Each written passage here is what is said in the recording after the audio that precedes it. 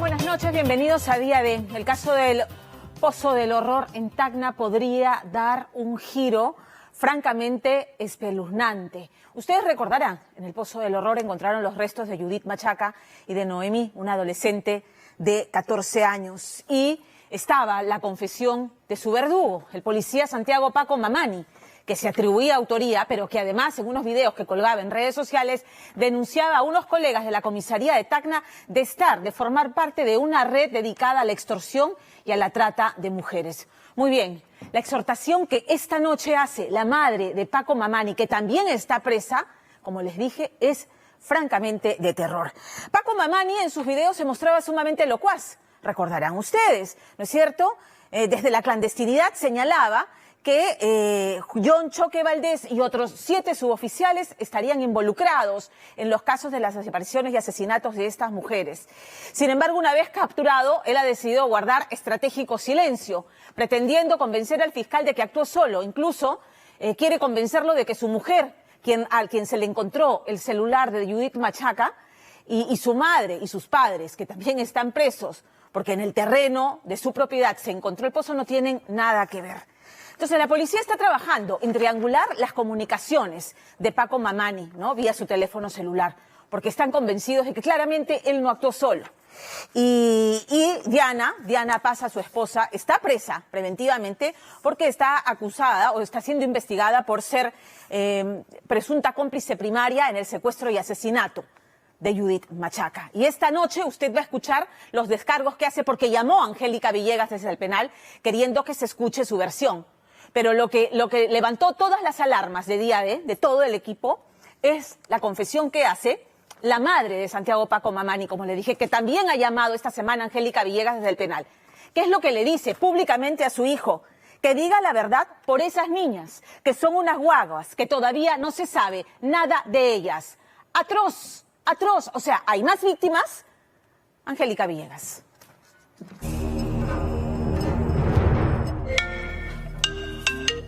Penitenciaría Tacna. Vuelve. Buenas tardes, señorita Angélica Villegas. Sí, con ella habla. ¿Quién es? Disculpe. 7 fallidas llamadas provenientes del penal de Pocoyay en Tacna registraban nuestro teléfono antes de esta conversación, donde parecían agotar el intento de comunicación en un buzón de mensajes en el que se escuchaba una voz femenina desesperada y con insistencia de hablar con nosotros hace 2 semanas. Así que no era coincidencia relacionar a Tacna con la macabra historia del doble hallazgo en un mortal pozo propiedad del ex policía hoy capturado, Santiago Paco Mamani. Y de hecho, estábamos en lo cierto. Habla Diana Esperanza, Casa Feiritopa. Estoy en el penal penitenciario de mujeres Tacna, Pocoyay. El crimen de Judith, soy inocente, se lo juro. Era la esposa del ex policía Santiago Paco Mamani, a quien le encontraron el teléfono de una de las víctimas de su marido y quien es investigada como cómplice primaria. Pero ella no era la única familiar. Alguien más nos sorprendía, girando la mirada hacia un caso que pudiera convertirse en un escándalo policial. Aló, buenos días. Soy la mamá de Santiago Paco, que no sé nada lo que pasó con mi hijo, no sé por qué lo ha hecho. Yo sé que están metidos más policías, porque yo sé que él solo no lo ha hecho. Llamadas desde el penal, el interrogatorio en detalle del hombre más buscado el año pasado y una triangulación de comunicaciones. El Pozo de la Muerte, nuevas pistas.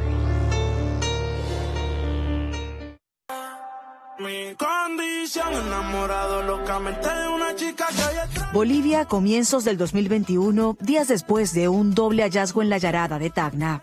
Un asesino en serie, desde la clandestinidad, se prestaba para hacer una romántica coreografía de TikTok con su nueva amante embarazada de él, alias La Chichera, como si vacacionaran, sin percatarse que sería una parte del grupo de videos encontrados que lo delatarían, al ser grabado trabajando en las calles de Bolivia, meses antes de ser capturado por un rastreo de las transferencias bancarias que le hacía la familia de su amante a ellos para mantenerlos económicamente.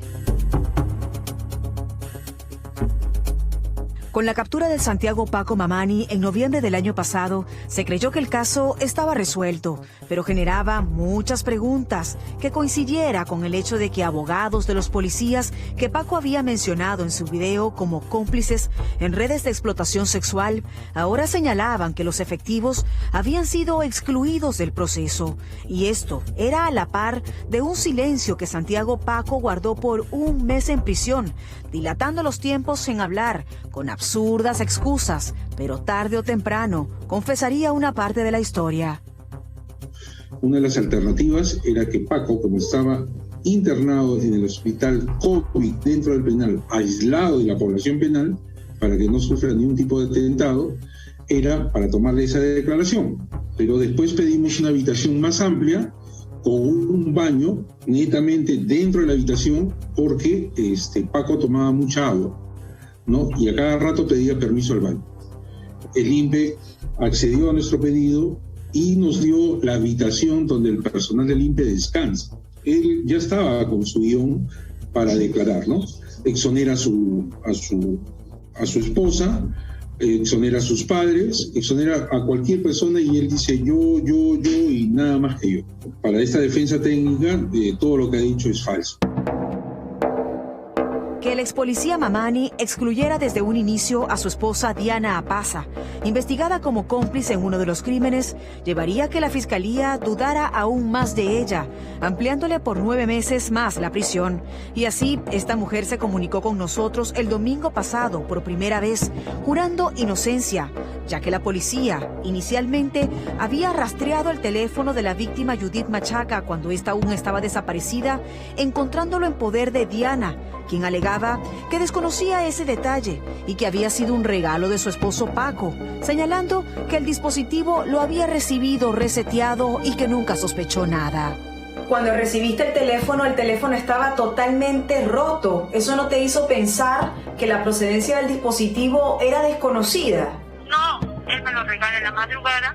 No me había percatado bien de que estaba con una rajadura en la esquina. Solo recibo lo que me regala y nada más, y no me explica de dónde proviene, no me explica de dónde proviene, solo me lo regala para que lo utilice, para que pueda enseñar a mi hijo, nada más, me lo regala. Cuando él te regala el teléfono, tu hijo tenía 2 años. Mi hijo ahorita tiene 4 años. Cuando él te regala el teléfono, tu hijo tenía menos edad, porque tenemos incluso la partida de nacimiento. Entonces, ¿cómo iba a querer Paco darte ese teléfono para comunicarse con un pequeño que apenas podía hablar?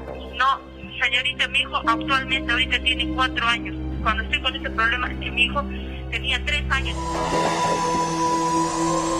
Diana Apaza respondía a su conveniencia sin respuestas concisas. Mientras tanto, Paco en su interrogatorio guardaría silencio cuando le consultaron si su esposa Diana, al recibir ese teléfono de la víctima, le regresó el otro dispositivo que ella tenía antes de ese supuesto obsequio, siendo motivo de investigación para la fiscalía la hora en la que la esposa del ex policía recibe el teléfono y el lugar donde estuvo con ese dispositivo. Yo no sabía de que en ese momento estaba haciendo esas cosas, desconocía.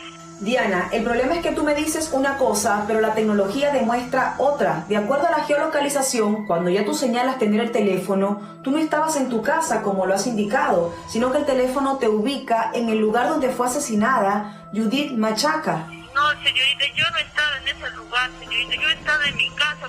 ¿En algún momento estuviste en el pozo de la muerte o ayudaste a Paco a deshacerse de los cuerpos? Desconozco, señorita, yo nunca haría esas cosas, desconozco de hacer esas cosas, desconocía qué problemas estaría el papá de mi hijo. ¿Por qué guardaste silencio inicialmente cuando se te interrogó por los hechos para que aportaras información? Porque mi abogado me dijo, señorita, haz eso, haz lo que yo te digo. Yo me encontraba en shock, señorita, yo nunca me había metido en problemas. Yo confiando en que voy a salir confiando en mi abogado, pero yo, señorita, tengo mi conciencia limpia, yo no he hecho nada. 6 conexiones de internet provenientes de distintos puntos establecía el teléfono de Judith, ya en poder de Diana Apaza, la madrugada del 29 de noviembre, momento de los hechos. Pero Paco trataría de justificarlo absurdamente, indicando que eran conexiones erróneas. Mientras tanto, Diana buscaría excusarse en otro detalle que la salpicaba: el haber apagado por tantos días ese dispositivo. Yo no la pagué, señorita, él me lo regala, yo lo sabía, no lo utilizo, después lo comencé a utilizar. Pero por eso, Diana, tú por momentos te contradices, porque o el teléfono lo necesitabas todos los días para que tu hijo se comunicara con su padre, o tú estabas consciente de que el teléfono le pertenecía a la víctima y lo apagaste para evitar que te rastrearan. No, señorita, desconozco de esa chica. Pero estás consciente que es extraño que hayas apagado un teléfono que según tú necesitabas usar todos los días y que pertenecía a la víctima. Sí, señorita, pero señorita, yo no tengo nada que ver, señorita, se lo juro. El abogado de la víctima, Judith Machaca, también giraba sus sospechas en Diana Apaza por la denuncia repentina de violencia doméstica que interpuso sobre Paco en el marco de los hechos y que retiró horas después, buscando desviar la investigación a juicio de la defensa de la Oxisa. El día 29 de noviembre presenta una denuncia por violencia familiar, donde Paco sale arañado y todo, y dijo que esos arañones eran de su esposa, porque creemos que esos arañazos de Paco son producto de Judith que se defendió, ¿no? Porque Judith murió violentamente. Yo no sabía de qué tenía arañones, él me hizo un arañón en el cuello, yo no le hice nada a él. Tú tenías ese arañón, ¿y ese arañón de quién es? ¿De Paco o de Judith? Desconozco, señorita, le pedí permiso. ¿Eres culpable o inocente del crimen de Judith Machaca? Inocente, señorita, yo me declaro inocente, señorita. Cuando todo esto sale a la luz, también obtuvimos en detalle la declaración completa de Santiago Paco Mamani, quien cumple el tercero de 18 meses de prisión preventiva. Él por momentos hablaba como si estuviera con más personas cuando veía a las víctimas usando el nosotros, repitiendo frases en la manera en la que decía haber estrangulado en situaciones distintas a Noemí y Judith, y de esta última hasta aseguraba haberse enamorado. Ella no me daba su celular, trataba de ocultar algo y yo le digo a ella que si no era para mí, no era para nadie. Voy al asiento donde estaba ella y la empiezo a ahorcar. Me salieron lágrimas de dolor, busqué su Facebook, es así que la conversación que tuve con ella yo la borré. Yo quería dejarle un recuerdo mío, no había nada. Lo único que vi fue los grilletes. Era el mismo grillete que ella había puesto con el nombre El Grillete del Amor. Yo me pregunto, ¿para qué las marrocas? Paco miente, y lo vuelvo a repetir, Paco miente, oculta información valiosa. El interrogatorio avanza. Los abogados de las víctimas refieren que el expolicía quería llevar el control de las preguntas en todo momento, culpándose de los crímenes con una versión distinta a las anteriores colgadas en redes, hasta que aparece nuevamente el nombre de su compañero John Choque Valdés, el mismo que mencionaba en los videos como su cómplice en los crímenes y explotación de menores. Esta vez le consultaban sobre un teléfono que manejaba un suboficial, que lo entrega él a Choque, y que este ex policía también lo habría obsequiado a su esposa años antes. Así, Paco decía no recordar y parecía mantener esa amnesia cuando le preguntaban, además, por comunicaciones con otros colegas en el marco del crimen de Judith. Interrogatorio, donde estaba el abogado de su colega Choque Valdés. ¿Por qué en el interrogatorio de Paco estaba presente el abogado de uno de los policías, compañeros de él, que justo él mencionaba como presunto cómplice en el video que colgó en redes sociales desde la clandestinidad? Porque lo habían notificado y estaba relacionado también en la investigación. Y ahorita están en el cruce de llamadas para que se descubran nuevas cosas más. Luego de que ustedes escucharon, doctor, las declaraciones de Santiago Paco Mamani, ¿conocieron si él actuó con más personas al momento de captar a estas jovencitas y posteriormente asesinarlas? Eso es materia de investigación y permíteme, Angélica, que voy a guardar reserva porque hay otros miembros de la Policía Nacional que están involucrados y que están siendo investigados en este punto, en este tema del triángulo de los teléfonos, ¿no? Santiago no había actuado solo, y eso podía evidenciarse en la manera simple como explicaba haber desaparecido los dos cuerpos, arrojándolos a un pozo tan profundo y tapándolos luego. De eso estaban seguros los abogados de las víctimas, su esposa y ahora su madre, quien desde prisión nos contactó a través de su nuera Diana, ya que ambas están en el mismo penal al ser investigadas por complicidad con el ex policía. Aló, buenos días, soy la mamá de Santiago. O sea, que no sé nada lo que pasa con mi hijo, no sé por qué lo ha hecho, o no sé por lo que él ha hablado, que es policía, y yo sé que están metidos más policías, pero... Señora, ¿por qué usted dice que habrían más policías involucrados en los hechos? Porque yo sé que él solo no lo ha hecho, porque él es buena persona, no es mala persona, nunca en mi vida ha hecho nada malo. ¿Cómo dice usted que su hijo es buena persona cuando asesinó a 2 mujeres y además captaba a menores de edad por Facebook? Es por lo que seguramente los mismos policías también lo han dicho, que hablan seguramente. Yo quisiera que se investigue bien para mí, que no están investigando. Pero la madre de Paco, conforme avanza nuestra llamada, está consciente que la vida de ella y la de su hijo corren peligro. Asegura que Paco conoce muchas cosas y lo que nos dice a continuación nos deja sin palabras. Hijo, sí, la verdad, hijo, ¿por qué lo hiciste? No tengas miedo. Si bien tenemos que morir, no importa, porque muchas vidas pueden salvar de las niñas. Ahora somos muchas, pero podemos salvar hijos. ¿Usted cree que hay más víctimas? Hay muchas, capaz, hay niñas que pueden salvar, señorita. Porque de morir no tengo miedo, no importa que me pase lo que tenga que pasar. Yo quisiera que diga la verdad, porque puedo de repente salvar muchas niñas. Esas niñas son guaguas que ni siquiera saben la vida. ¿Quiénes son esas niñas cuyos nombres no reveló la madre de Paco y que en este momento podrían estar en peligro? ¿Es que acaso hay un pozo más desconocido hasta ahora? El caso apenas comienza a investigarse.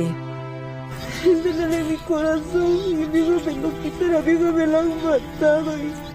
El dolor de los padres de Judith se mantiene a 1 año del hallazgo del cuerpo de su hija, a quien extrañan cada día más.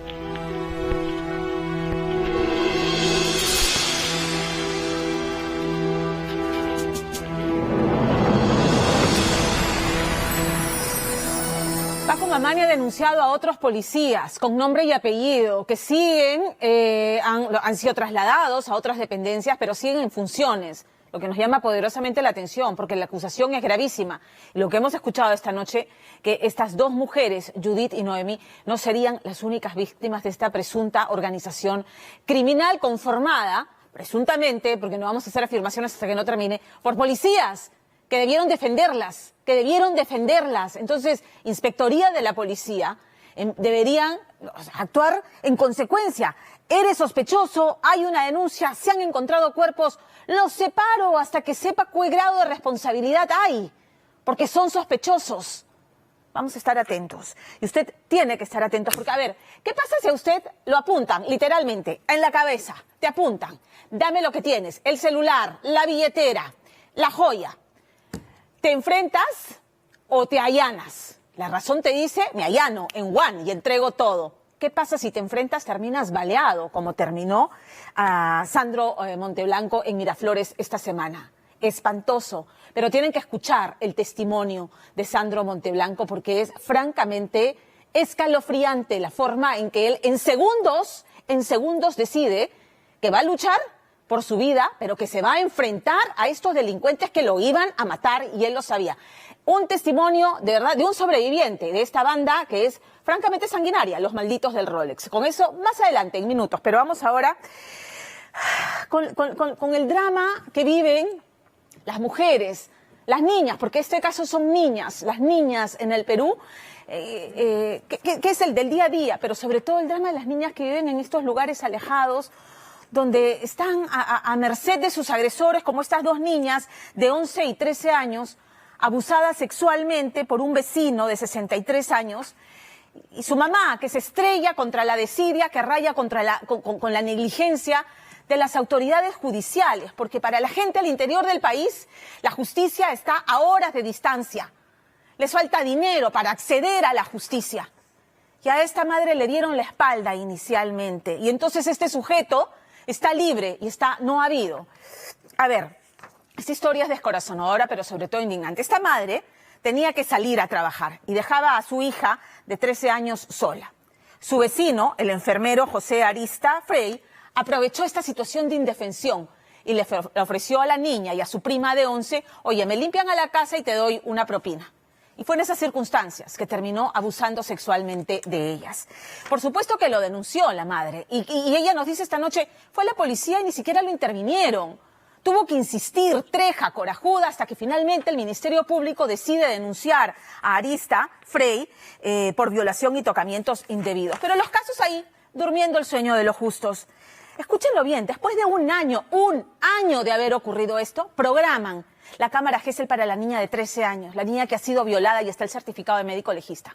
La madre tiene que viajar 7 horas, no tiene el dinero, hace rifas, reúne dinero porque amigos y familiares le prestan el dinero. Llega el día de la cita, no había fiscal, no había juez, ni siquiera había policía para la diligencia. Hay derecho, un periodista de la zona decide presionar. ¿De qué manera? Publicando la denuncia de esta madre desesperada buscando justicia.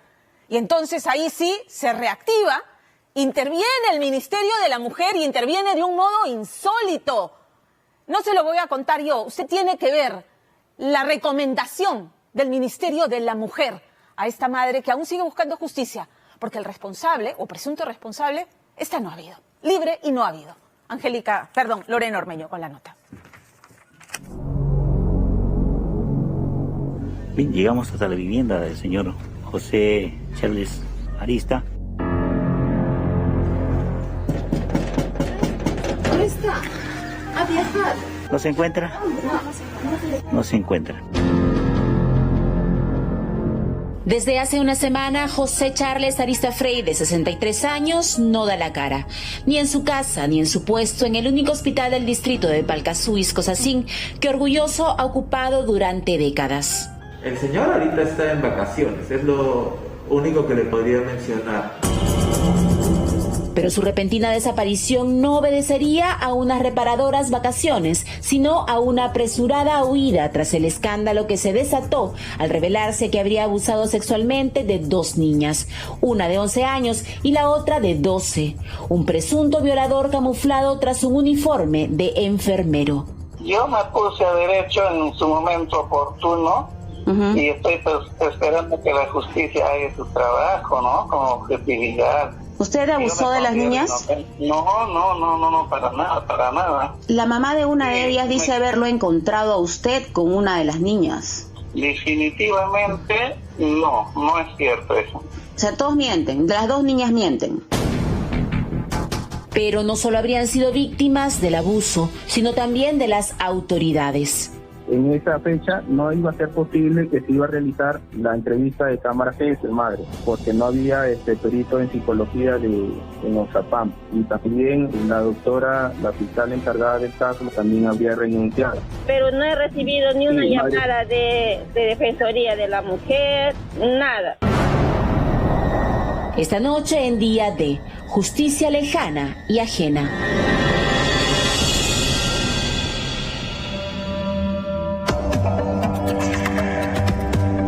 Ubicado en la selva central, en la región Pasco, el paradisíaco Palcasuís, Cosacín, es uno de los 8 distritos de la provincia de Oxapampa y uno de los más lejanos, pues está ubicado a más de 7 horas de distancia. Precisamente esa lejanía enterró por casi un año el drama de 2 niñas, las presuntas víctimas de José Arista Frey, su tío político. Ocurrió cuando yo fui a pescar al río con mi mamá y yo le dejé a ella en mi casa con mi hijo. Mi hijo le mandó a recargar a su hermana y cuando yo regresé del río no le encontré a mi hijo, ¿no?, en mi casa. Y ahí empecé a buscarle y cuando ahí me entero que ya lo tenía en su cuarto, ¿no? Por eso cuando yo busqué, llamé, ella salió detrás de la casa. Y cuando yo le quise castigar y ahí lo que me dijo la verdad que su tío cada vez le violaba, ¿no? Ocurrió en marzo de 2021. El enfermero tenía como ingreso adicional la recarga de celulares en su casa y allí acudían los vecinos, entre ellos su sobrina de 11 años, cuyo comportamiento, según notó su madre, había cambiado. Así, al ver que demoraba, fue a buscarla y la encontró temblando de miedo. Se acercó diciéndome que no le denunciara, ¿no? Porque iba a perder su trabajo, iba a ser mal visto, pero no, yo le dije las cosas que tú has hecho, sabiendo lo has hecho, no lo has hecho, nadie te ha puesto una pistola o un cuchillo para que tú hagas. y ahora que se acate las consecuencias, ¿no? ¿Ha sido ustedes amenazados en algún momento? Sí, he sido amenazado cuando regresé de la Merced, cuando fui a sacar a de mi hija.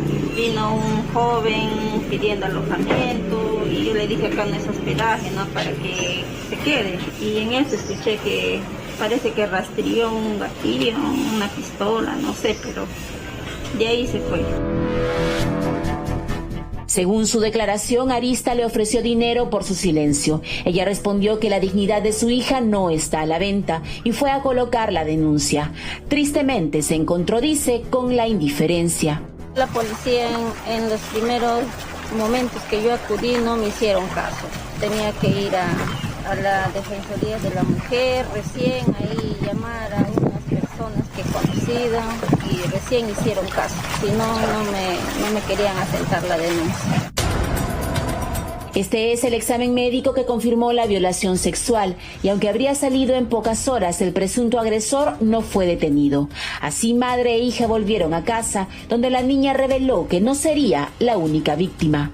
Ya cuando ha sucedido, recién su primita le había dicho, sí, también, dijo sí, porque también nosotros con ella entrábamos y me ha contado, mi primita dice sí, también, dice que lo ha querido buscar, dice que lo ha agarrado, lo ha manoseado y ellos han venido a avisarme.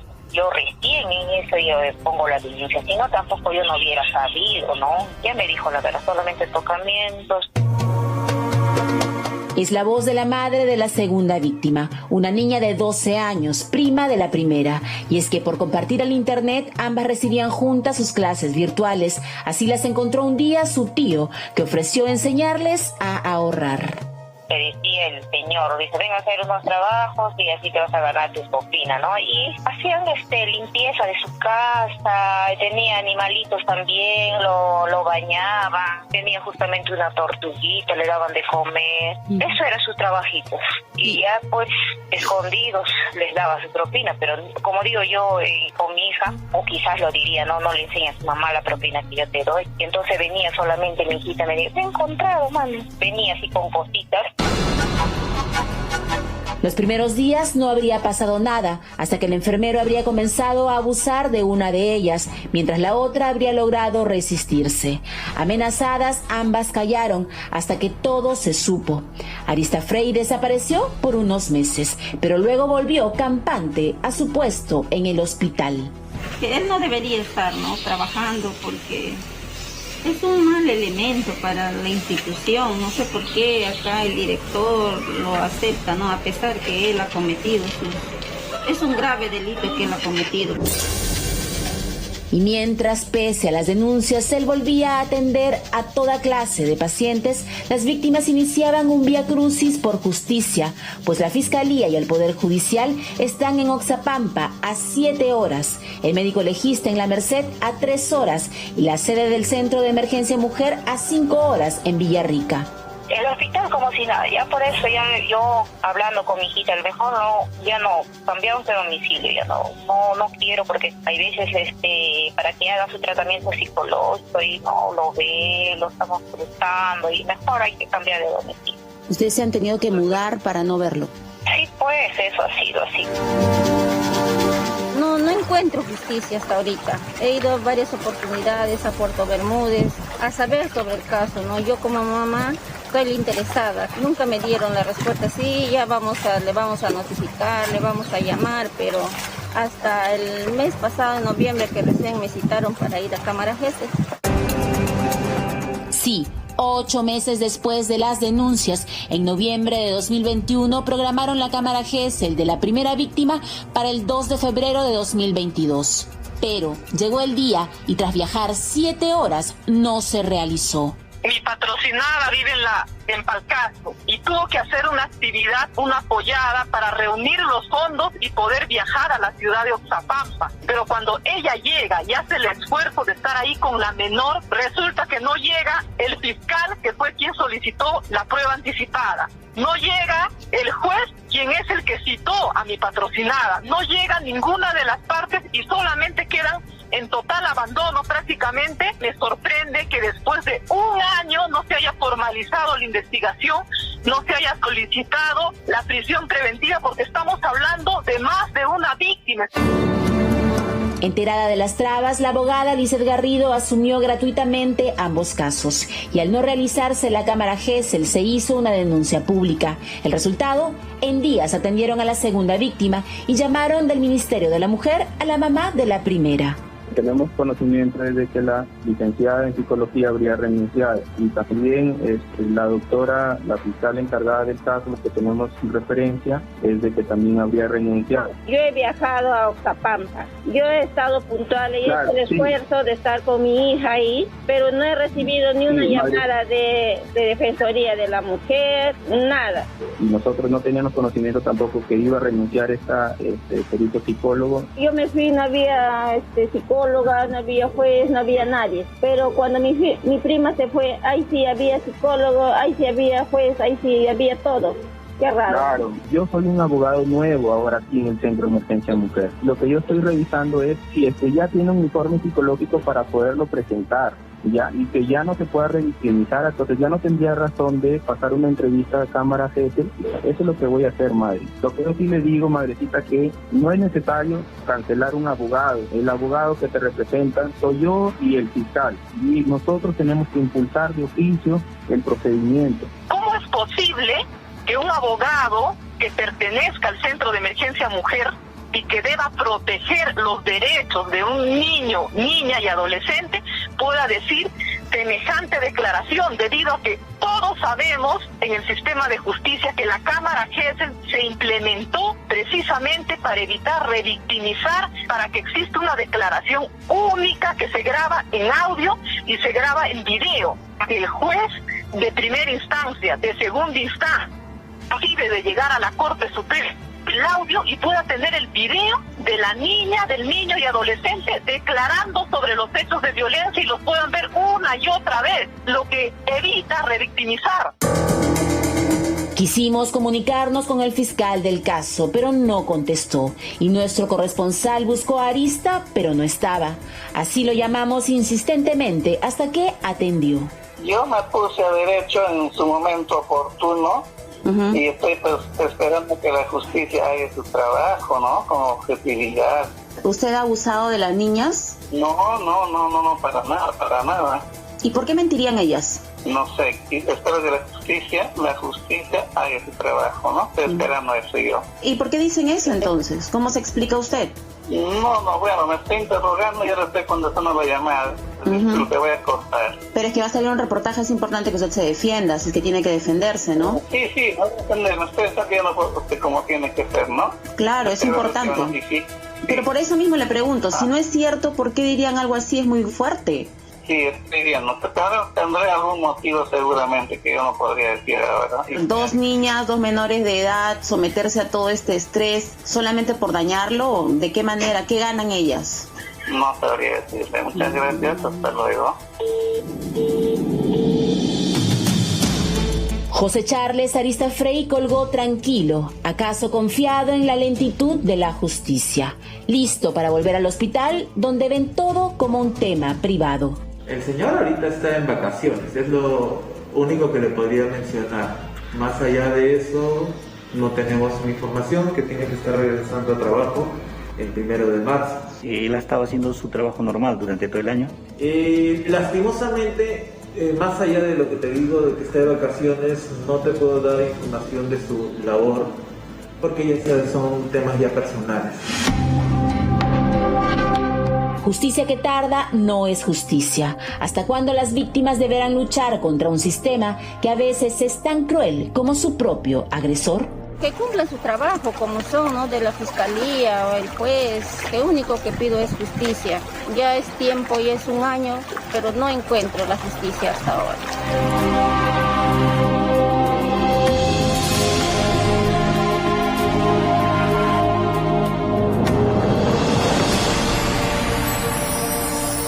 Tenemos nueva ministra de la Mujer. Diana Miloslavich es una mujer comprometida con los derechos de las mujeres, una feminista combativa.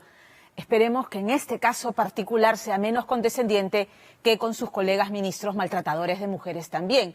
Pero está ahí en el gabinete, entonces esperemos que en el Ministerio de la Mujer tomen nota y anoten lo que está ocurriendo en provincias, porque este es el caso que ha llegado bajo los reflectores de la prensa. Pero esta es la situación de abandono en la que viven las mujeres que buscan justicia, no solamente en Lima, ya lo vimos, la situación es peor al interior del país, absolutamente abandonadas y por eso revictimizadas. Estoy segura que la ministra no lo va a permitir, por lo menos no en este caso. Vamos a cambiar de tema y vamos ahora sí con este testimonio que francamente es de poner la piel de gallina, porque, a ver, les preguntaba a ustedes, ¿qué pensamiento pasa por la cabeza de alguien que tiene una pistola apuntándole en la cabeza? ¿En qué piensa cuando le dicen, te vas a morir, dame el reloj, dame el Rolex en este caso? Le dijeron al abogado Sandro Monteblanco en este ataque sangriento que quedó registrado porque ocurrió a plena luz del día en el estacionamiento de un supermercado en Miraflores. Por supuesto, lo que les decía, ¿no? La razón nos dice, oye, Ayana, solamente te pidieron el reloj, pero tú entrega el celular, la billetera y si es posible las llaves del auto y lárgate, no me mates, ¿no es cierto? Y de hecho, Sandro Monteblanco le dice a Fernando Díaz que sí, en esa eventualidad él la tenía clara, no iba a oponer resistencia. Pero van a escuchar esta noche el relato literal de un sobreviviente, el relato escalofriante de una persona que estando apuntando a la cabeza, tiene segundos para pensar y pedir, oye, cálmate. Y cuando escucha el clic del delincuente apretando el gatillo, se acabó. Ahí simplemente reaccionó. Y reaccionó del modo contrario a lo que dicta la razón. Hablemos de los malditos del Rolex, que ya son caseritos de los titulares en la prensa, ¿no? Esta banda, principalmente de venezolanos dedicadas a robar exclusivamente relojes de alta gama. Ya los hemos visto actuar de un modo sanguinario. De hecho, Monteblanco solamente se dio cuenta de que había recibido 3 impactos de bala cuando empezó a sudar frío y la visión se le puso borrosa, espesa. Y van a ver quiénes los ayudaron en la nota de Fernando Díaz. Entonces, la pregunta es, ¿fue un irresponsable por enfrentar a los gatilleros? Bueno, esta noche lo que hace Sandro Monteblanco es un manifiesto indignado. Me rehúso a vivir extorsionado bajo los cánones de la delincuencia. Me rehúso. Vamos a escucharlo.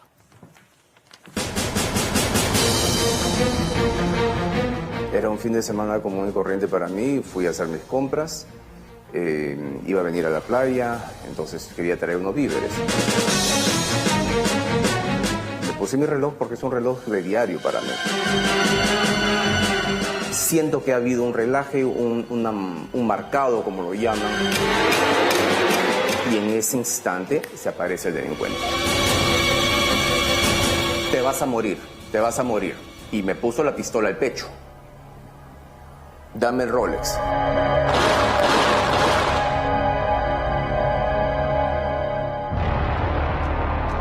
Sentado en las gradas del supermercado de Miraflores y con 6 orificios de bala en ambas piernas, Sandro Monteblanco veía cómo se desangraba. La vida se le extinguía lentamente tras el brutal ataque de la delincuencia. Entonces dije, presión arterial está bajando, y definitivamente ya la sangre que estaba perdiendo ya me estaba jugando en contra. Este abogado de profesión, 52 años y padre de familia, se convertía en una víctima más de esta banda criminal capaz de matar, con tal de apoderarse de una sofisticada pieza de relojería. Viejos conocidos de la crónica policial, los malditos del Rolex volvían a la carga. A mí me han metido 3 balas para robarme algo que nadie me ha regalado. Que todo lo que yo tengo me lo he comprado con mi esfuerzo, con mi trabajo. Pudo haber muerto aquella tarde, pero fue la rápida acción de unos llanteros venezolanos, quienes corrieron en su auxilio y aplicándole un torniquete ganaron segundos valiosos. Tranquilo, papi, que usted está vivo, ¿yo? Y no va a pasar de esto, rey. Este es el testimonio exclusivo del sobreviviente de un ataque letal. Y en ese momento lo que sentí, francamente, fue miedo. Y dije, este maldito me va a matar. El absoluto desprecio por la vida de 2 delincuentes armados. Te vas a morir, te vas a morir. Y me puso la pistola al pecho. Dame el Rolex. Sembraron el miedo desde el 2019, cuando las cámaras captaron el asalto al médico austriaco Peter Hermann, que había llegado para los Juegos Panamericanos de Lima. Esa sería la primera vez que conocimos de esta organización criminal fascinada por esta marca de relojes suizos, símbolo de sofisticación y estatus, y que parece no desarticularse nunca. En el 2019 atacaron también a un turista chileno al que arrastraron con tal de quitarle el reloj. En el 2020 le robaron a este hombre en la cuadra 2 de Cochrane en San Isidro, mientras que en Surco ingresaron a la cochera de un edificio para encañonar a su víctima y quitarle el Rolex. En el 2021, el feroz caraqueño arrebató 2 relojes en un solo día. Son tan avesados que entran como si nada a chifas, cevicherías y restaurantes gourmet.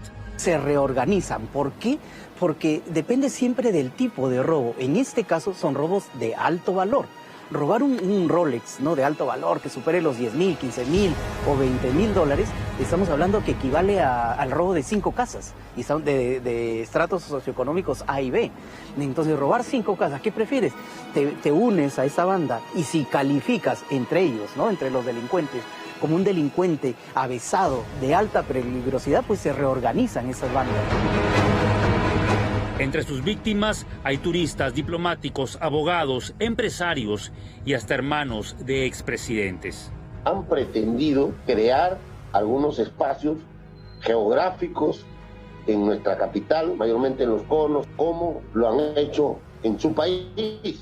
Pero acá la Policía Nacional del Perú no ha permitido ni permitirá de que estas personas puedan dar rienda a esos intereses criminales.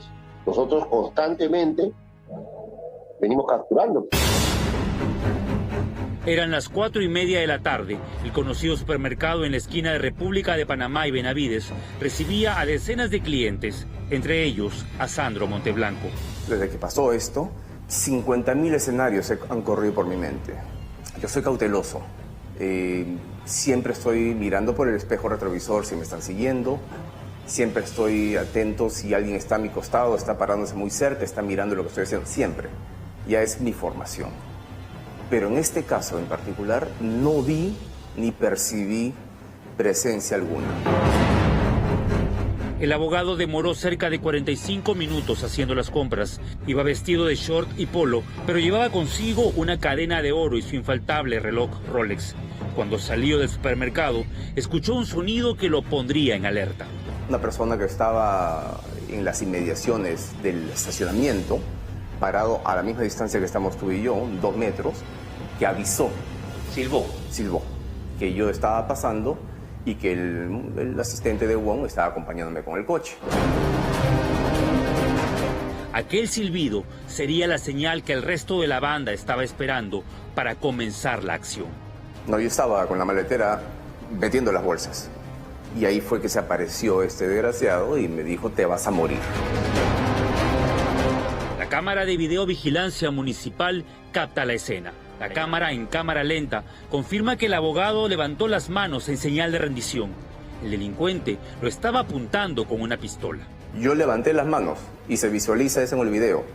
No puse resistencia, como muchos dicen, porque no vale la pena un pedazo de metal por mi vida. Dame el Rolex. Le dije, tranquilo, llévate lo que quieras, fue lo que le dije. Déjame sacarlo. E hice este gesto para sacarlo. Pero a este ampón extranjero de aproximadamente 25 años le ganaron los nervios y el miedo a perderlo todo. Fue entonces cuando la víctima se percató que el delincuente ya había metido el dedo índice en el gatillo. Pero cuando vi la mano en el gatillo, lo único que opté por hacer es coger la pistola y bajársela. Y en ese momento que le he bajado, percutó 2 veces. Estruendo y olor a pólvora.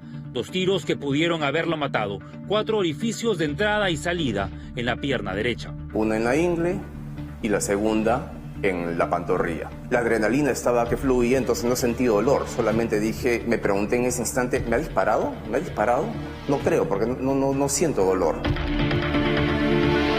Increíblemente, toda esta lumpenesca coreografía ocurría dentro del estacionamiento del supermercado, un área que debería estar bajo estricta vigilancia. Sandro Monteblanco ya había entregado el reloj Rolex al primer ampón que lo abordó aquí, en el estacionamiento del supermercado. Eran las 4 de la tarde, a plena luz del día, cuando de pronto aparece otro ampón para tomarlo del cuello y quitarle sus pertenencias. De pronto, en un arrebato, Sandro Monteblanco decide enfrentar cuerpo a cuerpo al segundo ampón. Opté por voltear y atacar al segundo delincuente, porque ya en ese momento estaba con cólera. Dije, no voy a... Mi vida no va a terminar acá. Pero la pierna derecha ya no le respondía. Aún así, se abalanzó sobre el delincuente, que estaba dispuesto a disparar. Y este tipo ya venía con la pistola para la cara. Entonces, nuevamente le cogí el arma, nuevamente le he llevado hacia abajo y volvió a disparar en la otra ingle de la pierna izquierda. Esa sí ya la sentí. Como último intento, el abogado tumbó la moto del delincuente disfrazado de repartidor. Uno de los 3 disparos pasó a centímetros de la arteria femoral. Los zampones escaparon mientras la víctima, desorientada, ya comenzaba a sentir los estragos de la pérdida de sangre. De acá ya la sangre disparaba, pero con fuerza. Entonces, ese shock, me interesa cuán macho crees que eres. Ese shock de ver tu propia sangre escapar de tu cuerpo en cantidades industriales, pues entras en shock, ¿no? Entonces, por eso que puse el dedo ahí.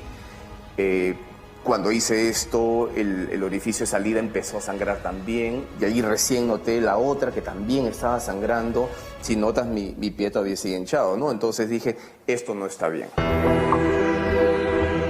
La gente gritaba y el supermercado simplemente cerró la puerta, mientras la víctima desangrada se quedaba sola, esperando a que ocurra un milagro. Escuchaba acento venezolano a mi alrededor y dije, ¿qué está pasando? ¿Han regresado? Dije, pero no, me estaban ayudando. Uno de esos muchachos se sacó una correa y me la puso como torniquete. Otro muchacho sacó la otra cosa y me la puso como torniquete en la otra pierna. Dos caras de la moneda se juntaron en un mismo hecho. Los delincuentes que lo balearon eran venezolanos, como también lo eran Abdón y Leonel, los llanteros del grifo de enfrente, quienes corrieron en su auxilio. Por uno pagan todos, pero eso tampoco debería ser así porque los buenos somos más. Entonces, como le digo, no importa si sea nacionalidad peruana o estadounidense o lo que sea, si se podía salvar o se podía ayudar, se hacía, pues.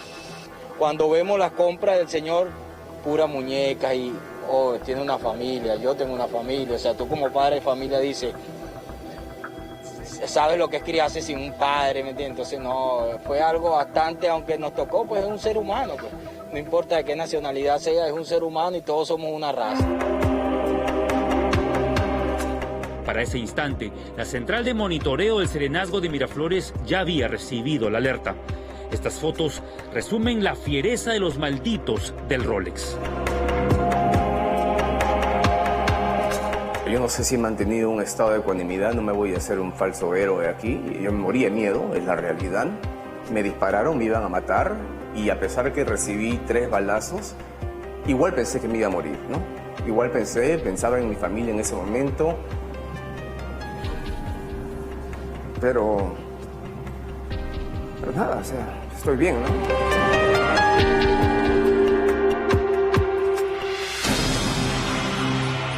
Las cámaras captaron su traslado al hospital Casimiro Ulloa, pero también registraron la huida de los delincuentes. Con el botín en su poder, los malditos del Rolex escaparon por esta calle Jorge Bacli. Y aquí, en este punto, hicieron el cambiazo. Uno de ellos bajó de la moto para subir a un auto que ya los esperaba. El vehículo es de una empresa que alquila carros, ya la policía ha detectado y seguramente en próximas horas debe capturar a toda esta banda, ¿no? La División de Homicidios capturó al venezolano José Javier Cario Mijares, el cerebro detrás de este asalto. José Javier Cario Mijares. ¿Nacional de dónde? De Venezuela, Miranda. ¿Por qué motivo vas a Miraflores, San Isidro, San Borja? Trabajo colectivo, taxi. Él funge ser taxista en ese teatro de operaciones, o sea, hace la inteligencia criminal. Es quien desplaza a los ejecutores cuando él ya ha elegido los distritos donde tienen que operar. O sea, él es el GPS criminal de la banda. Pero alias Javi no había actuado solo. Su hermano, años menor, es el gatillero, el que disparó contra el abogado. La policía está a punto de capturarlo. Tú le muestras al delincuente, él te identificó como una víctima potencial. Si tú quieres lucir algo de alto valor, lúcelo, pero en zonas donde tú sepas que no corres riesgo, porque no solo estás corriendo el riesgo de que te roben el artículo de alto valor, un reloj, una computadora, una supercartera en el caso de las mujeres. Entonces, lúcelo, pero donde puedas, donde no te expongas, porque no solo estamos hablando del valor del artículo, sino tu integridad o tu vida. Hoy día te matan por un celular. Vivimos en una de las capitales más peligrosas de América Latina. El 90% de los limeños no se siente seguro en esta ciudad. Me rehúso a vivir bajo las reglas del AMPA. O sea, me rehúso a pensar de que no voy a usar un determinado reloj porque me pueden robar. No voy a usar mi cadena porque me la pueden robar. No me voy a vestir de determinada manera porque me pueden asaltar. Me rehúso a vivir con miedo. No lo voy a hacer. Y esto que ha ocurrido no me ha cambiado en ese sentido. Los Rolex tienen un código, una partida de nacimiento que permite saber cuándo uno de ellos ha sido robado. El botín de los malditos del Rolex va a parar entonces a los mercados negros de Bolivia, Ecuador o Colombia. He pasado muchas cosas de mi vida, Fernando, y yo dije, yo no voy a morir acá. No voy a morir tirado en la vereda, en la pista, por unos delincuentes cualquiera que no le importa la vida y que han venido a dispararme y robarme y matarme. No voy a morir así, me rehúso. Me rehúso a morir de esa manera. No sé si hay una manera correcta, pero prefiero morir ya en mi cama mirando a mis hijas, ¿no? O sea, de esa manera, pero tirado de esa forma, no iba a morir.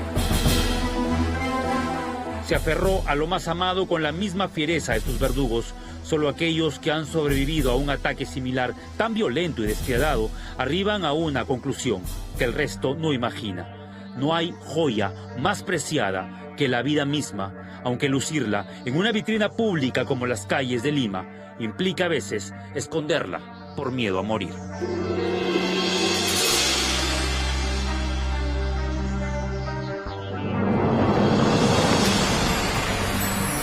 Y flaco favor nos hace el presidente Pedro Castillo con la designación del señor Chávarri en el Ministerio del Interior. Porque recordemos que la pugna entre el exministro del Interior y el excomandante general de la policía gatilló esta recomposición del gabinete. Y la gatilló porque el exministro Avelino Guillén no estaba de acuerdo con los ascensos y remociones que había hecho el general Gallardo, hoy general retirado, ¿no es cierto? Y quien insistía en defender a Chávarri como reemplazante de Guillén era el presidente Pedro Castillo, un general de la policía cuestionado, con investigaciones abiertas, un general que no las tiene consigo al interior de su propia institución.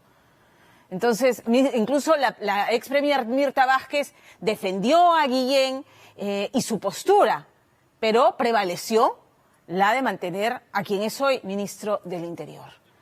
Problema, ¿no es cierto? Un problema, porque así, de este modo, con esta silla tan voluble que es el Ministerio del Interior, difícilmente se pueden organizar planes estratégicos que den resultados de largo plazo, sustentables. Y así estamos, pues, arrinconados, ¿no?, a una delincuencia que va a gatillar y va a matar. Ya lo hemos visto. Ya lo hemos visto. Y sí, pues, y vamos a regresar para hablar de este gabinete recompuesto, ¿no es cierto?, del presidente Pedro Castillo, que tiene una desaprobación preocupante. Esta noche no va a dormir tranquilo el presidente, 69% de desaprobación. Y por primera vez en el Perú rural y en el nivel socioeconómico E, tiene más desaprobación que aprobación. Es por primera vez. Y han pasado solamente 6 meses y un poco más de gobierno. Vamos a hablar de este gabinete recompuesto. El gabinete arracimado, deberíamos decir, de Vladimir Cerrón, más bien. Vamos a regresar para hablar de esto. Y vamos a regresar para hablar de un hombre al que admiré en vida y del que también me apené enormemente por su partida, porque es un hombre que alimentó el arte y que alimentó el espíritu de los peruanos. Osvaldo Catone, que sale su libro de memorias póstumamente. De eso vamos a hablar porque hablan quienes lo conocieron bien, Regina Alcover, Pilar Brescia, Carlos Gasols, los grandes del teatro, hablan de sus recuerdos con este actor, director y productor extraordinario, Osvaldo Catone. Nos vamos a la pausa con esto, pero antes, ya conocen al primer smartphone plegable compatido con el S Pen. Este es el Galaxy Z Fold 3, un innovador equipo flexible y versátil para crear con más facilidad. Además tiene una pantalla de 7.6 pulgadas, perfecta para ver tus series y películas favoritas con esa persona especial. Encuéntralo en las tiendas de experiencia Samsung o en el web de Shop Samsung. Y si están buscando un detalle por San Valentín, sorprendan con los descuentos y precios de promoción en Galaxy. Encuéntralos en la web que aparece en la pantalla y consulten por el stock antes de la compra. Ahora sí, nos vamos a la pausa, es breve y regresamos porque el programa viene cargadito. Esta noche, en Día D, los fajines de Cerrón, ministro arracimado y cuestionado, presidente arrinconado. Lo grave de todo esto es que es el resultado de la recomendación de un sujeto sentenciado por corrupción. Además, feria de puestos para el lápiz en el Ministerio de Energía y Minas. Vladimir Cerrón no ha tenido la menor intención de ocultar la toma de este ministerio. Y también, un año después de su partida, la autobiografía del recordado hombre de teatro Osvaldo Catone, testimonios y nostalgia de sus amigos de tablas y la fórmula de vida que le permitió ser lo que fue. Y a veces, solo a veces, consigo perderme dentro de mí mismo. Él, yo creo que se fue vivo. ¡Quédese! Vamos, que creo que es un consenso, no solamente en la oposición, sino en el peruano de a pie, salvo la ceguera política de Perú Libre y de Vladimir Cerrón, que un médico que promociona productos supuestamente curativos sin base científica es un charlatán. Que un médico que se hace llamar obstetra y que ofrece servicios afines sin tener el título de cirujano o obstetra, por lo menos está engañando, y es por decirlo menos, ¿no?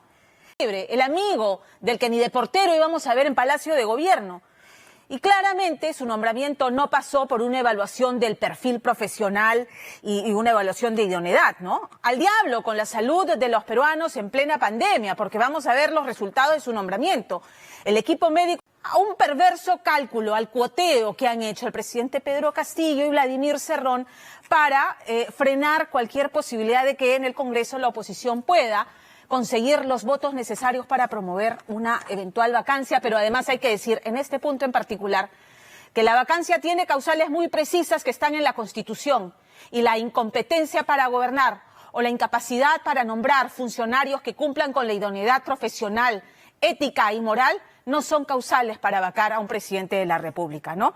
Una conducta reiterada del presidente que anunció una reestructuración del gabinete de ancha base, terminó con ancha base para Perú Libre, claramente, porque Cerrón no solamente ha conseguido colocar a su amigo, el médico Condori, que acaba de nombrar un médico veterinario en un cargo del Ministerio de Salud, sino también al ministro de Energía y Minas, a Carlos Palacios, un funcionario que lo mismo, Contraloría le dijo a Vladimir Cerrón, cuando era gobernador de Junín, el señor no cumple con el perfil para la dirección del sector en su gobernación, y se sentó en la noticia, lo mantuvo en el cargo y ahora lo ha colocado de ministro de Energía y Minas. Mientras que en justicia, pero hay más, vamos nombrando algunos nada más. En justicia tenemos a Ángel Ildefonso, un asiduo visitante de Palacio de Gobierno, siendo juez, porque siendo juez visitaba Palacio de Gobierno, se reunía con el presidente Pedro Castillo, se reunía con su abogado en el tema del caso Zarratea. Y la lista continúa. Que sea Richard Apolo quien les cuente todo. Vladimir Cerrón al parecer ha sabido desde siempre manejar la baraja a su favor, esperando el momento indicado para hacer su siguiente jugada política, que le permita, de a pocos, tener lo que fantasiosamente cree le pertenece por ser el mandamás de Perú Libre, que no es otra cosa que el control del gobierno por encima incluso del propio presidente de la República. Ellos dicen y se declaran marxistas, leninistas, maoístas, mariateístas y demás piedras.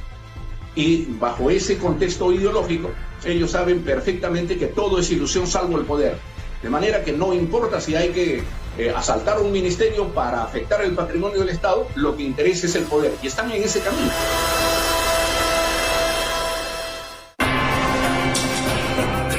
Dicen que cuando al caer la tarde del domingo 7 de febrero, el entonces ministro de Salud, Hernando Ceballos, abandonó Palacio de Gobierno, lo había hecho no sin antes sugerirle por enésima vez al presidente Castillo no ceder a las presiones de Perú Libre, pero sobre todo no ceder a los chantajes de Vladimir Cerrón, que al parecer pretendía, entre comillas, tomar por asalto varios ministerios, entre ellos el de Salud. Sin embargo, Ceballos sabía que el silencio de Castillo ante su sugerencia solo significaba una cosa. La hora que tanto había buscado Vladimir Cerrón desde que Castillo asumió la presidencia de la República había llegado. Y no había marcha atrás. Ahora, desvergonzadamente, se ha puesto la mira en las cabezas, en los ministros, y se ha tomado por completo, el ala cerronista ha tomado por completo el Ministerio de Energía y Minas y el Ministerio de Salud. Lo grave de todo esto es que es el resultado de la recomendación de un sujeto sentenciado por corrupción. O sea, esto no puede permitirse en ningún país democrático. Esto corresponde a esas salvajes dictaduras de Centroamérica, donde los delincuentes y los cárteles tienen privilegios y prerrogativas en el Estado, como en este caso. Hola amigos, les saluda el doctor Hernán Condori Machado.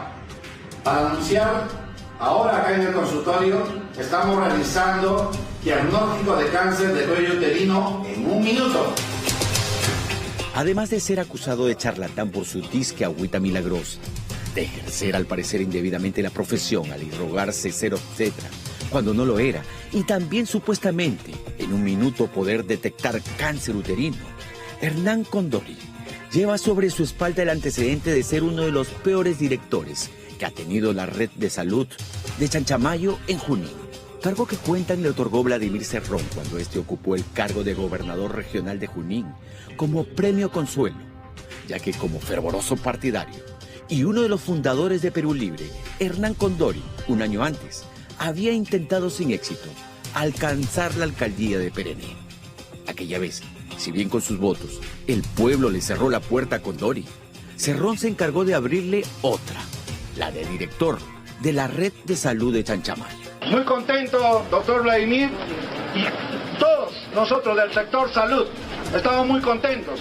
Yo creo que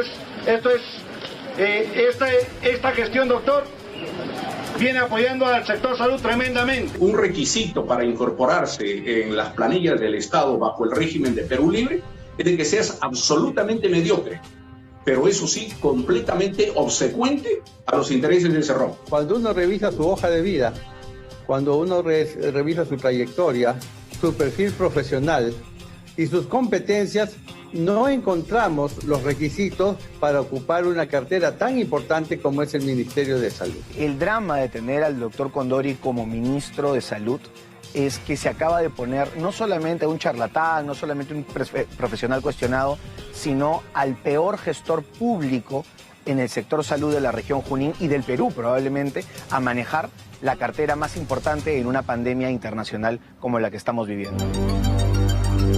Excongresista por la región Junín y conocedor del trabajo realizado por Hernán Condori, a César Combina le sorprende que el hoy ministro de Salud exponga como credencial para ser ministro lo hecho como director de la red de salud de Chanchamayo.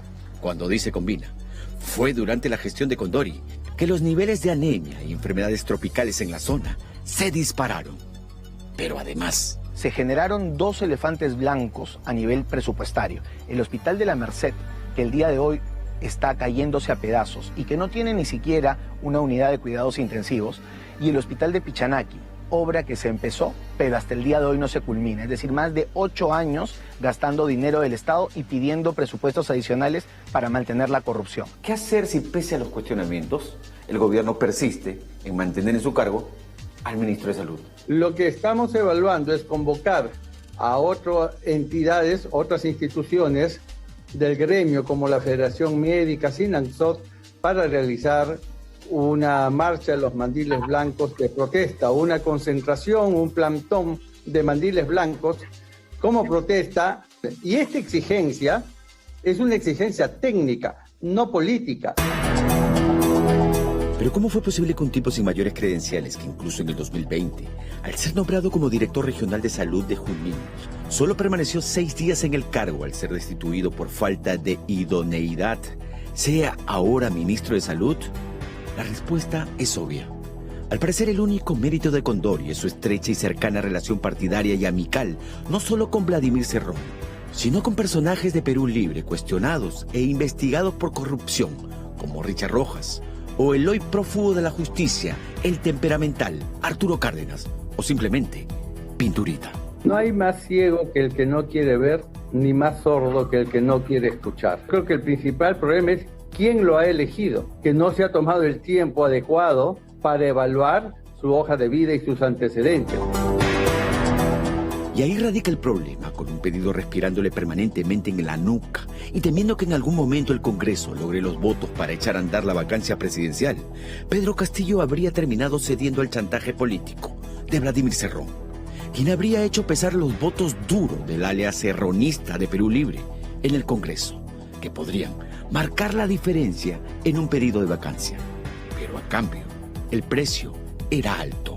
3 ministerios bajo el control de Perú Libre, o mejor dicho, bajo el control de Vladimir Cerrón.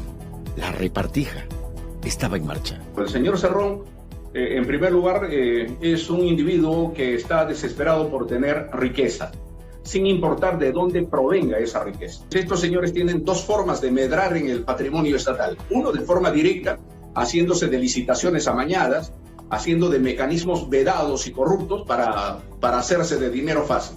Y lo otro, de manera indirecta, incorporando a gente mediocre en la planilla del Estado, para que, como siendo tan mediocres, no tengan ningún escrúpulo de entregar parte y un porcentaje de sus saberes. Pero Cerrón no se iba a quedar contento con el Ministerio de Salud. Quería más. Y a punto de chantaje político, lo habría logrado. El caso de Energía y Minas es desvergonzado. Vladimir Cerrón no ha tenido la menor intención de ocultar la toma de este ministerio. Ha puesto ahí a un tridente diabólico. Hasta el último martes 8 de febrero, lógicamente, antes de juramentar como ministro de Energía y Minas, como parte del gabinete Torres, Carlos Sabino Palacios Pérez era director regional de Energía y Minas en Junín, cargo que desempeñaba desde el 2019, cuando el exgobernador y hoy mandamás de Perú Libre, Vladimir Cerrón, lo designó. Sin embargo, desde aquella fecha, Palacios Pérez, militante de Perú Libre, ha tenido que enfrentar una investigación en su contra por presunto delito de falsificación de documentos y nombramiento y aceptación indebida del cargo. Un cargo que al parecer Palacios Pérez no cumplía con los requisitos exigidos para ocupar la dirección de Energía y Minas de Junín. Ahora, este señor, ¿qué créditos profesionales, qué calidades y cualidades tiene? No tiene absolutamente nada. Entonces, también han colocado a este señor en un sector bastante estratégico. ¿Por qué? Porque estamos hablando de concesiones mineras, estamos hablando de un país donde la minería ilegal es cada vez más creciente y su formalización justamente depende de esta cartera, formalización que muchas veces se da bajo la sombra y obviamente también es un sector donde hay muchísimo dinero y donde hay dinero, pues bueno, Cerrón siempre se frota la mano. Un dato. Tras ser sentenciado por corrupción, Vladimir Cerrón fue impedido de ejercer su segundo mandato como gobernador de Junín en el 2019, tras lo cual lo reemplazó como gobernador Fernando Orihuela, una persona del íntimo círculo de Cerrón Rojas. Y ya que hablamos de Vladimir Cerrón y su sentencia por corrupción, el nombre de Henry López Cantorín salta inmediatamente a la mente, pues López fue incluido en la sentencia por corrupción impuesta a Vladimir Cerrón. En ese momento López Cantorín era alcalde de Huancayo por Perú Libre, cargo que tras la sentencia tuvo que dejar. Pero dicen Vladimir Cerrón no olvidó nunca a su incondicional amigo. Por eso a finales del año pasado, y de seguro pensando en un corto plazo apoderarse del Ministerio de Energía y Minas, Cerrón habría movido sus cartas y colocado como jefe de presupuesto de aquel ministerio al tío de Henry López Cantorín, Daniel López Lizano. Sin embargo, afirman faltaba un hombre clave para completar el tridente de Cerrón en el Ministerio de Energía y Minas. Cerrón Rojas tenía bajo sus órdenes al jefe de presupuesto y desde el martes al ministro.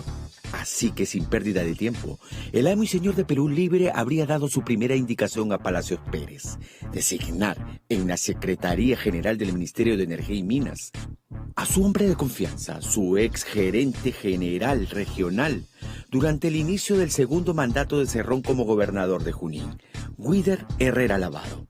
Abogado, escuche bien, no solo de la madre de Cerrón, Berta Rojas, investigada actualmente por lavado de activos, sino además abogado de los dinámicos del centro. Incluso Herrera Lavado fue aquel que señalan a petición de Cerrón firmó un habeas corpus presentado en Ayacucho, el cual buscaba evitar que la Fiscalía Anticorrupción, a pocos días de la segunda vuelta presidencial del año pasado, allanase las viviendas de los dinámicos del centro. Muchos de ellos, hoy en día, prófugos de la justicia. Y este señor justamente es, entre otros, el grupo de abogados que se financia con plata del Estado para los intereses, entre otros, de esta banda criminal de los dinámicos del centro. Hoy tiene la Secretaría del Ministerio de Energía y Minas. ¿Para qué? Para que con la plata de todos nosotros siga defendiendo los intereses de la camarilla criminal que rodea a Cerrón. Son días políticamente tensos los que se vienen por delante. Por un lado, esperando que el presidente Castillo rectifique algunas designaciones polémicas, por decirlo menos, que solo han conseguido enervar los ánimos de una población que es la única que sufre las repercusiones económicas. Y por otro, la amenaza de un premier que dice estar dispuesto a echar mano a la cuestión de confianza.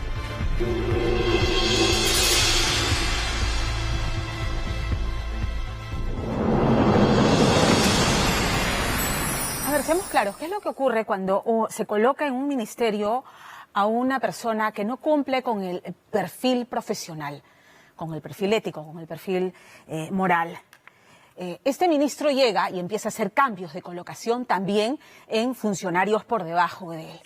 Funcionarios, como estamos viendo, y está ocurriendo en tiempo real, mediocres igualmente. Mediocres igualmente. Entonces, ¿cómo le atañe esto a usted? El aparato estatal, el encargado de brindar servicios al peruano de a pie, empieza a ser un aparato estatal fallido, que empieza a fallar y empieza a dar, como sus funcionarios, también servicios mediocres. Recordemos que en ejecución de gasto, la deficiencia en ejecución de gastos no la lideran las regiones, que son muy malas algunas regiones en ejecutar gasto, la lideran los ministerios. ¿Qué va a pasar con funcionarios mediocres? ¿Qué va a pasar con la posibilidad de la corrupción? Lo estamos viendo en tiempo real en el Ministerio de Transportes, inamovible el ministro Silva, funcionarios ofreciendo trabajo a militantes y personas amigas de Perú Libre. Lo estamos viendo en tiempo real. Entonces, le atañe, sí, le atañe. El presidente no puede ignorar lo que hemos conocido esta noche según la encuesta de Ipsos. 69% de desaprobación, y no podrá decir el Ejecutivo, el presidente o sus asesores que Ipsos es una encuestadora golpista, porque Ipsos lo dio ganador cuando todos gritaban fraude, un fraude que por supuesto no ha sido demostrado y que las denuncias han sido archivadas.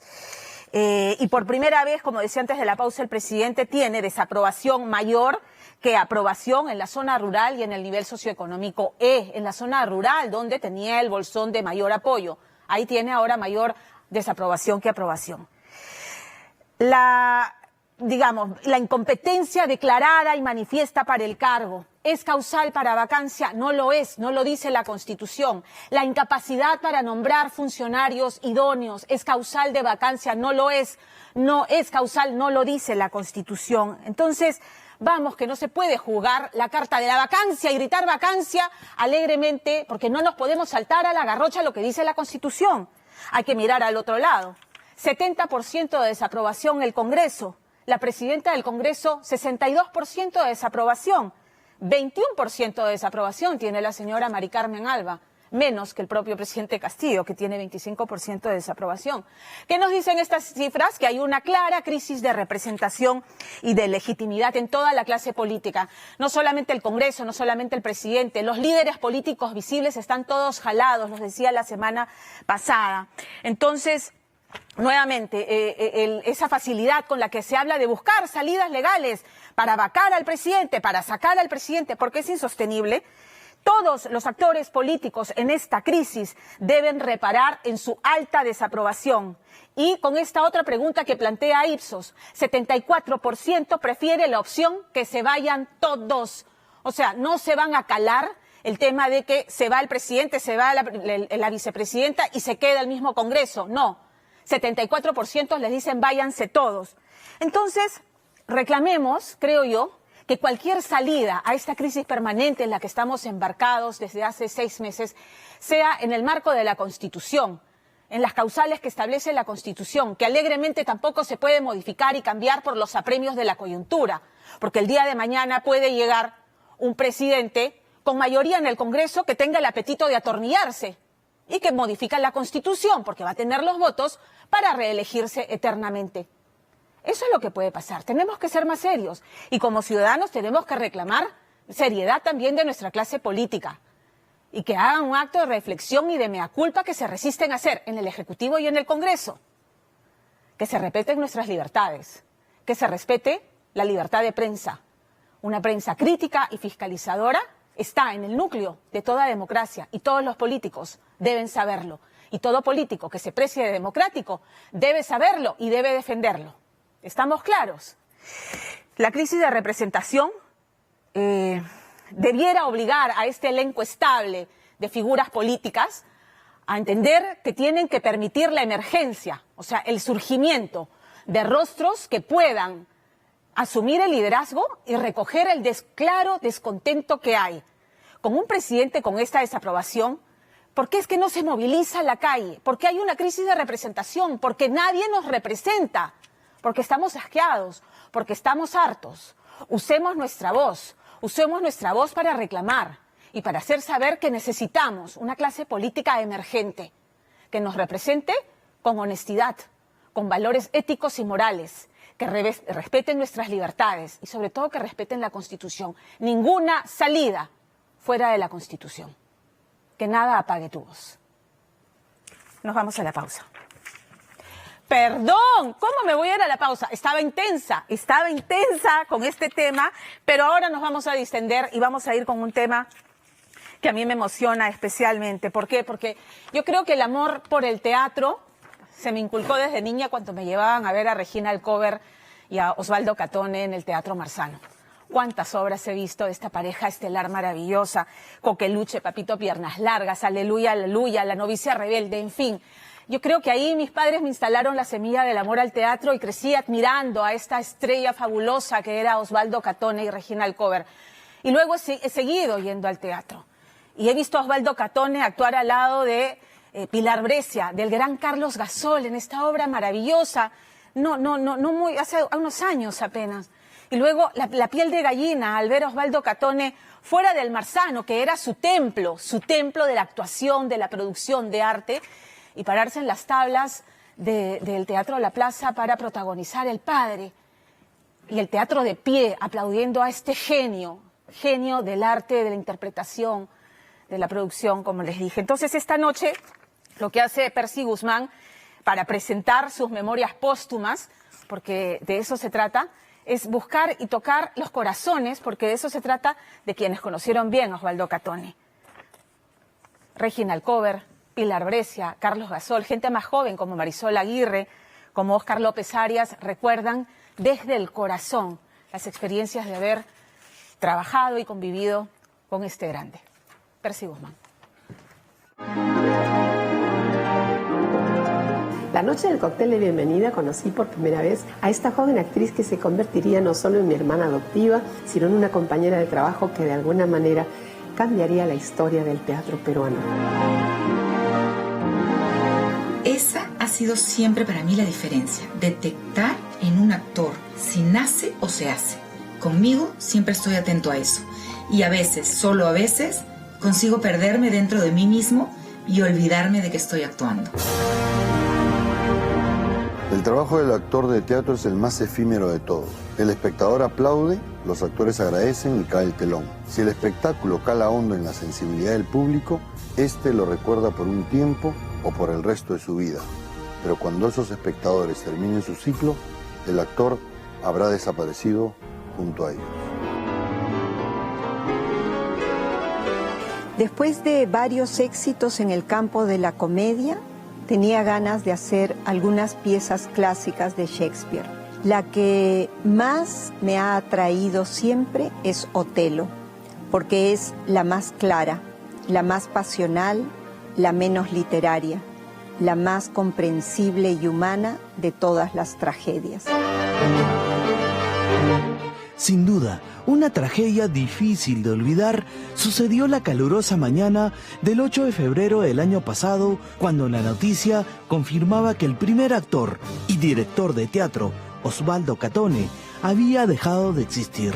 Han pasado un poco más de un año y el recordado hombre de tablas nos trae desde el cielo una obra más, esta vez plasmada en el libro Soy lo que soy, la autobiografía que revive la esencia del recordado Inocencio Osvaldo Catone Ripamonti.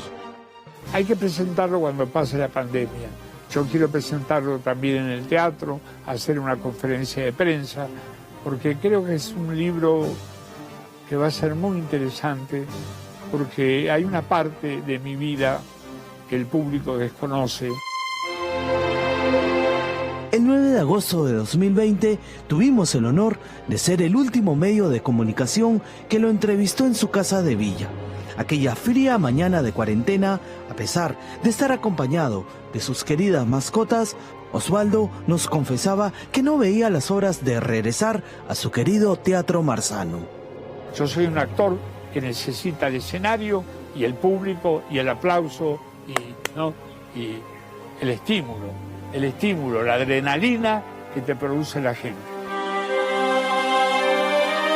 7 meses después, la triste muerte de Osvaldo evitó que el dramaturgo pueda cumplir el sueño de pisar nuevamente las tablas. Sin embargo, su esencia sigue presente en la tarima de aquel lugar que fue su segunda casa y vuelve a abrir el telón, pero esta vez para presentar su libro Soy lo que soy. Creo que los seres que amas en realidad no se van nunca de tu corazón, no se van nunca de tu vida. Están en cada lugar, en cada recuerdo, en cada rincón. Le siento la voz todavía. No quiero olvidarme de su voz y de lo que me decía. Tengo grabado en mi celular los últimos mensajes.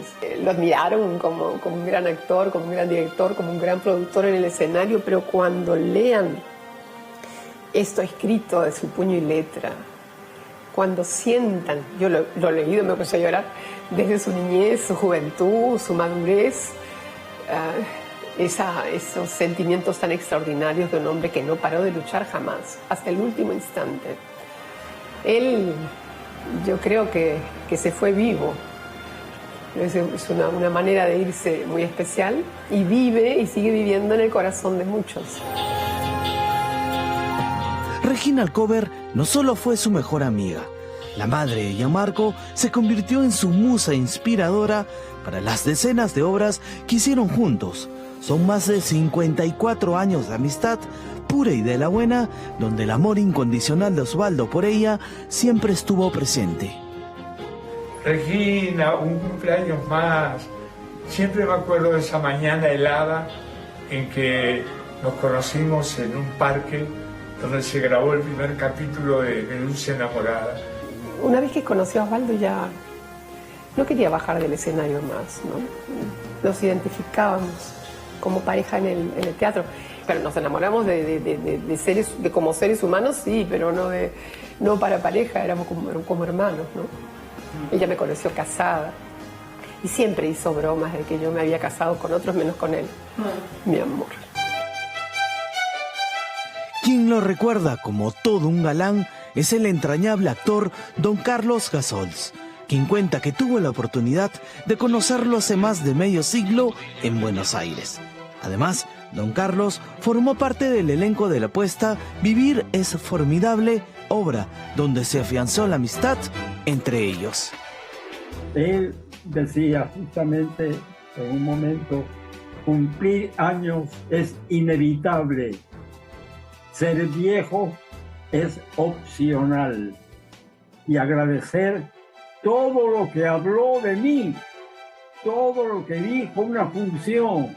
Nunca en mi vida me han hablado, me han dicho tantas cosas, tantos elogios, Generalmente he sido con él lo que él ha sido conmigo, grandes amigos. Como parte de la historia, se sabe que el primer montaje que Osvaldo Catone estrenó en 1976, cuando decidió remodelar y convertir el viejo Teatro Marzano en el referente peruano del arte dramático por excelencia, fue la obra musical Aleluya, Aleluya, donde su gran amiga Pilar Brescia fue parte del elenco cuando apenas tenía 19 años de edad.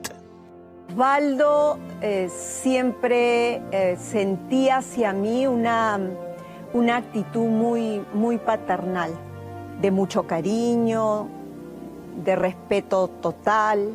Pasamos momentos difíciles tanto por el parte de la vida de él como la mía, y no éramos de las personas que almorzáramos los fines de semana o nos fuéramos a la playa o viajáramos. Entonces este teatro fue esa relación y esto fue la casa de ese papá. Justamente por esa relación de años en el Teatro Marzano, Pilar es una voz autorizada para guiarnos por los recintos de este entrañable teatro que abre sus puertas después del cierre por el estado de emergencia y de la partida de Osvaldo.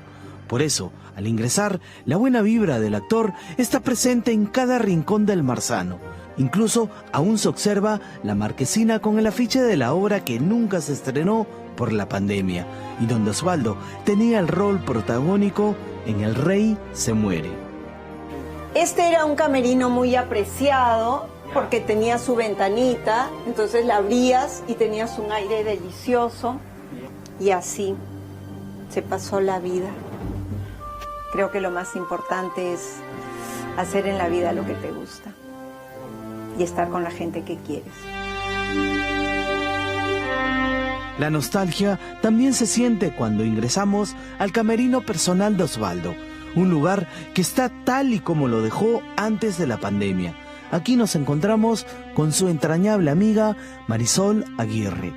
Para mí ha sido como un segundo padre, nos divertíamos muchísimo, vivíamos en Villa los dos, claro. Entonces él me recogía para traerme al teatro, encima tenía el lujo que él me recoja y de regreso me dejaba en mi casa, pero además siempre primero con una rica cena en algún restaurante, en algún lugar, con una copita de vino y una buena charla, ¿no? Y nos contábamos muchas cosas, nos contábamos todo, teníamos mucha confianza, ¿no? Fue una relación realmente linda. Y acá siempre estábamos en su camerino, o antes o después de acabar la función, para conversar, para hablar sobre el público, sobre la obra o sobre nosotros. Primero siento toda su energía acá, siento como si él realmente estuviera aquí, y creo que va a seguir aquí eternamente, porque esta era su casa, su vida, todo, ¿no? El actor y conductor de TV, Óscar López Arias, se emociona al recordarlo. Él tuvo el honor de actuar en la taquillera obra El Padre, puesta que Osvaldo protagonizó por primera vez fuera del Teatro Marzano. Por eso Catone le dedica un capítulo completo de esta obra en su libro autobiográfico. Lo conversé mucho con Maki y Chalo, que no estaban tan convencidos, pero el valor de la obra se impuso. Llegamos al estreno felices, con una preventa totalmente agotada, y las ovaciones de cada noche son para la historia. Teatro lleno siempre y una respuesta entusiasta. Creo que a los 84 años empecé una etapa nueva de mi carrera. Esta es una cena también que hicimos después de una de las funciones. Está Juan Carlos Fischer también. Había mucha camaradería, eran muy amigos. Sí, claro.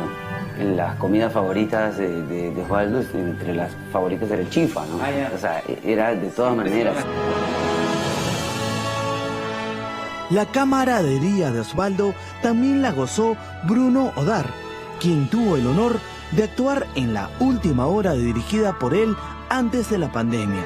Incluso el afiche de Buenos Vecinos aún continúa en la fachada del Marzano. Creo que el Marzano está ahí dejando pues la imagen de Osvaldo durante muchos años. Y ahora que pasó todo esto también lo recuerdo con mucho cariño y honrado de ser pues de formar parte de su último elenco, ¿no? En realidad, pues el último elenco de la obra que dirigió, ¿no?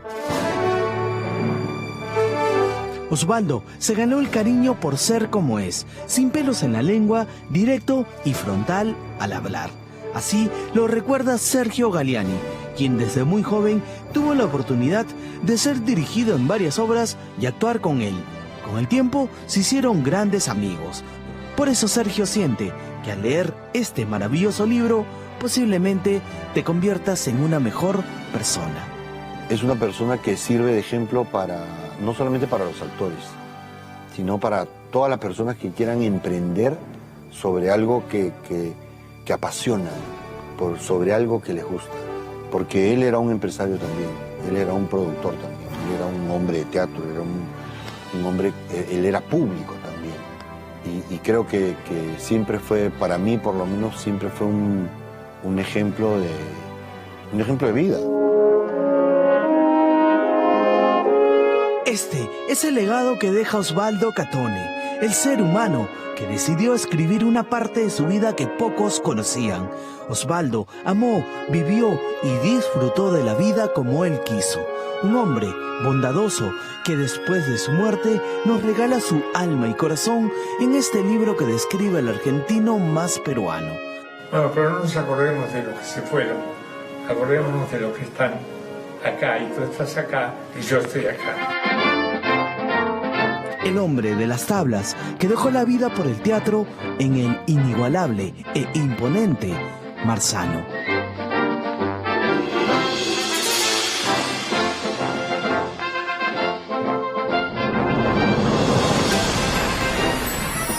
Tengo un aviso importante que compartir con ustedes. En realidad es una exhortación al Ministerio de Defensa y al Ministro de Defensa en particular por el caso de un niño. Se llama Santiago Guamán.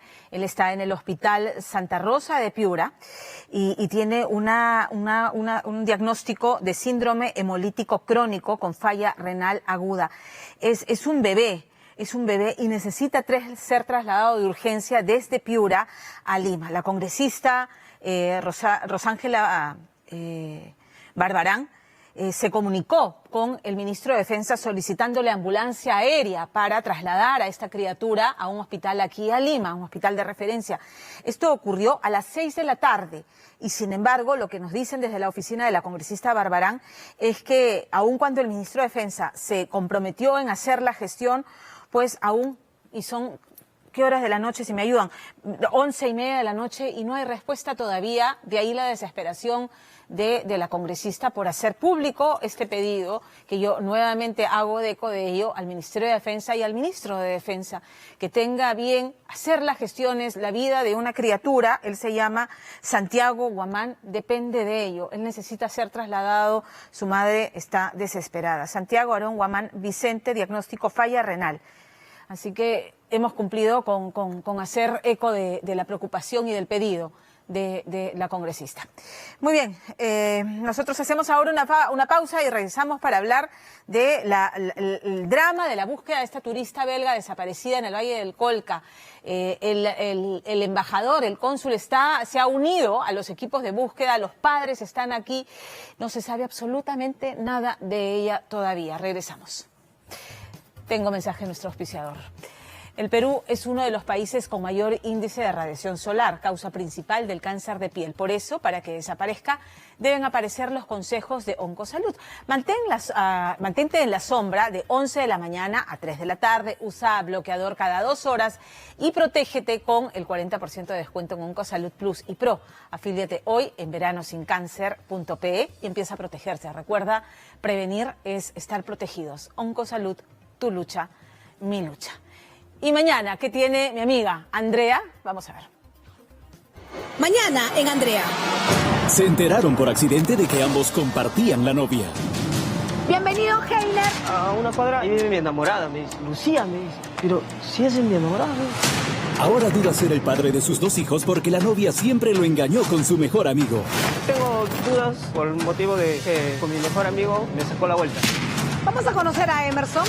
¿Quién estuvo primero con Lucía? Yo he estado primero con ella. Lucía me amaba a mí. Tú te metiste en mi relación. Vamos a conocer a Lucía de una vez por todas.